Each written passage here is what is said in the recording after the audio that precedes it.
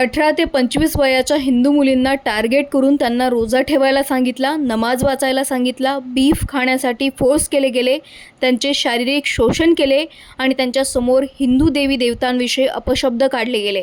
ह्याला तुम्ही कॉर्पोरेट जिहाद म्हणू शकता, कारण हे घडलं नाशिकच्या TCS सारख्या IT कंपनीत। 6 मुस्लिम टीम लीडर जाणून बुजून कमजोर बॅकग्राऊंड असलेल्या मुलींना टार्गेट करायचे, त्यांच्यासोबत सेक्शुअल हॅरॅसमेंट करायचे। मुलींनी याविषयी वरिष्ठांकडे कंप्लेंट केली होती, मात्र HR सुद्धा एक महिला मुस्लिम असल्याने त्या लोकांना ती धर्मांतरामध्ये मदत करत होती आणि हा प्रकार चालू होता तब्बल 4 वर्षे। जेव्हा त्या मुलींच्या राहणीमानात बदल जाणवला तेव्हा मुलींच्या घरच्यांनी त्यांना विश्वासात घेऊन याविषयी पोलिसांकडे 9 महिला आणि 1 पुरुषाने कंप्लेंट केली आणि पोलिसांनी अंडरकव्हर ऑपरेशन राबवत 6 महिला पोलिसांना TCSचे कर्मचारी बनवून उघडकीस आणले कॉर्पोरेट क्षेत्रात होत असलेले धर्मांतराचे जाळे। खरा धर्म कधीच दबाव टाकत नाही, खरी श्रद्धा कधीच अपमान शिकवत नाही आणि खरे अध्यात्म कधीच भीती निर्माण करत नाही।